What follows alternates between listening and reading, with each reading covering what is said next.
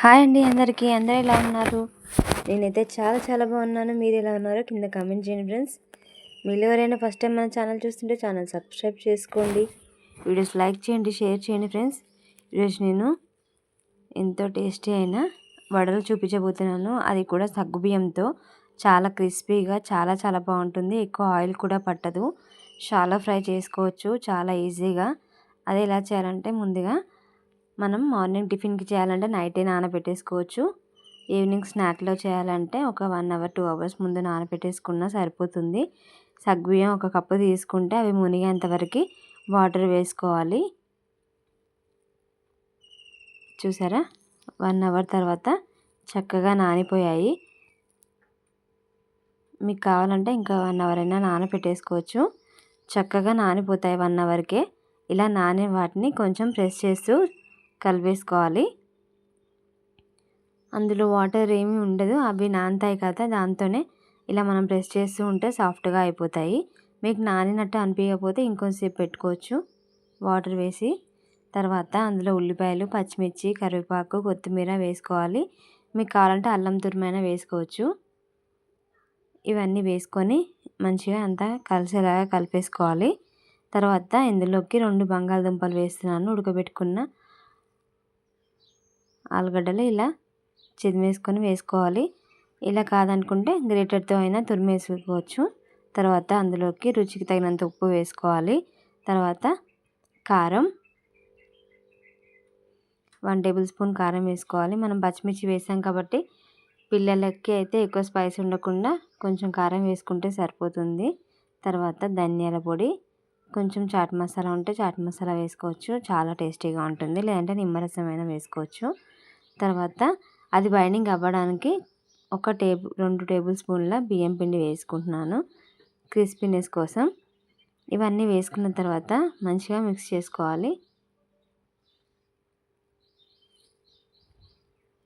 ఇది evening snack లాగా అయినా బ్రేక్ఫాస్ట్ లాగా అయినా చాలా టేస్టీగా ఉంటుందండి. తర్వాత ఇందులోకి వేయించి పెట్టుకున్న పల్లీలు వేసుకోవాలి. నేను ముందుగానే వేయించి పెట్టుకున్నాను. ఇలా మంచిగా వేగేంత వరకు ఫ్రై చేసుకొని పొట్టుతో అయినా వేసుకోవచ్చు, లేదంటే పొట్టు తీసేసుకొని అయినా వేసుకోవచ్చు. కొంచెం క్రష్ చేసుకొని వేసేసుకుంటే బాగుంటుంది. ఇలా తగులుతూనే బాగుంటుంది. మొత్తం పేస్ట్ లాగా పౌడర్ చేసుకుంటే అసలు బాగోదు. ఇలా ముక్కలుగా ఉండి చేసుకుంటేనే బాగుంటుంది. ఇవన్నీ ఇందులో వేసుకున్న తర్వాత ఇలా మంచిగా కట్లెట్ షేప్లో చేసుకోవచ్చు. మీకు కావాలంటే వడలలాగా కావాలంటే మధ్యలో హోల్ అయినా పెట్టేసుకోవచ్చు. నేను అలా ఏం పెట్టట్లేదు. ఇలా అన్నీ ప్రిపేర్ చేసుకొని పక్కకు పెట్టేసుకోవాలి.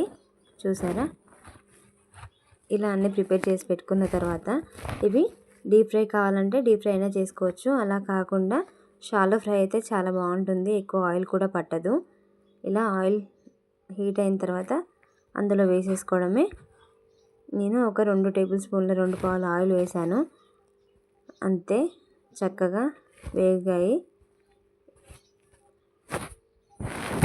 ఇది మీడియం టు హై ఫ్లేమ్లో కాల్చుకోవాలి. మరి లో ఫ్లేమ్లో పెట్టినా కూడా కొంచెం జిగురుగా ఉంటుంది. అలా కాకుండా ఉండాలంటే సగ్గుబియ్యం ఉంటాయి కదా, దానివల్ల జిగురులాగా అవుతుంది. అలా కాకుండా కొంచెం మీడియం టు హై ఫ్లేమ్లో పెట్టి కాల్చుకోవాలండి.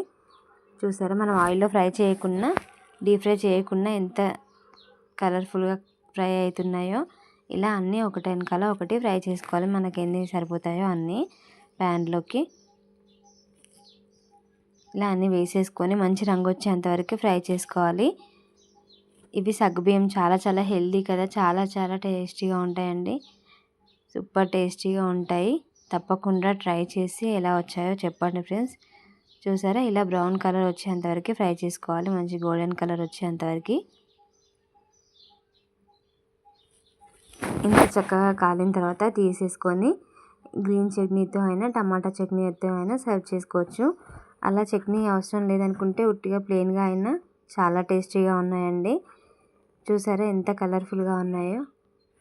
చూడటానికి ఎంత కలర్ఫుల్గా ఉన్నాయో తినడానికి కూడా అంతే టేస్టీగా ఉన్నాయండి. తప్పకుండా ట్రై చేసి ఎలా వచ్చాయో కింద కామెంట్ చేసి చెప్పండి friends. Thanks for watching. Bye.